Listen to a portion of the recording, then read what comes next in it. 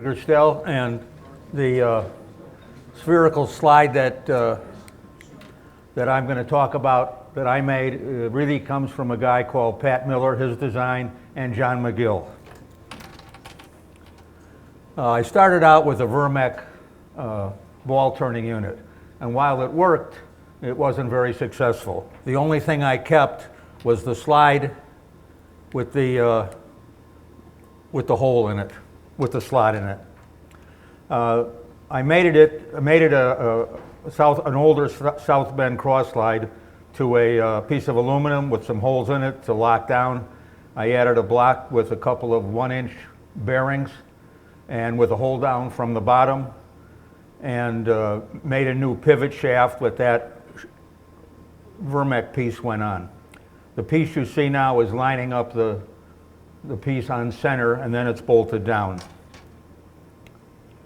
Another view of it.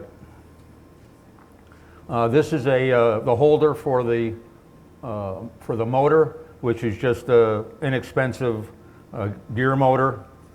And this can attach any place on the front of the Lindau machine where there's enough room. This is the bracket that holds it. Again, it can go anywhere, either side. This is the gear motor with the bracket attached and a pivot.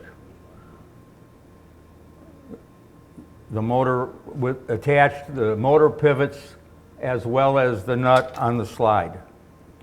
This is the slide that's attached with a arm coming out. The various holes are for the different length.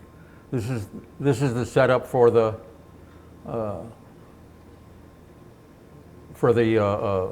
getting ready to set it up on the machine. Now, at one point, I thought it was really important to set up it on center, but it really isn't, because the center is going to change anytime I want. This picture is of the 2.5-foot rod that unfortunately is a real pain in the neck to attach, because there's no other way to do it, at least at this point.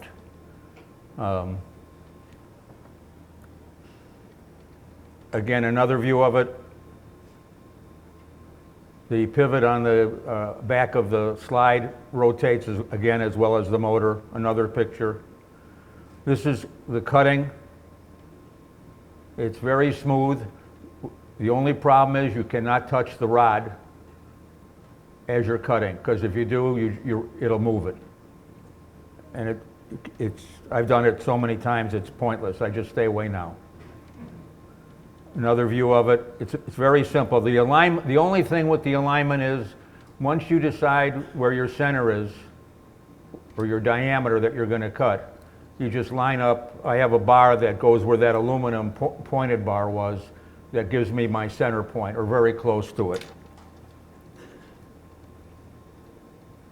This was another piece that I did. They're all smooth, nice and easy. Takes about 20 minutes to do this.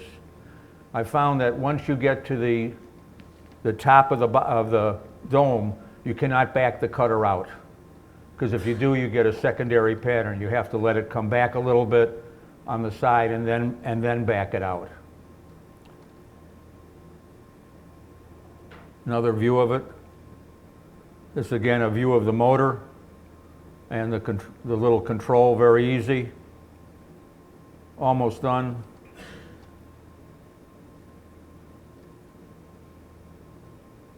You can cut either way. Because there's only one slide, you still have, because everything pivots, you have about 1/4 of an inch or 2 turns, a couple of hundred thousandths to adjust the cutter after you're attached.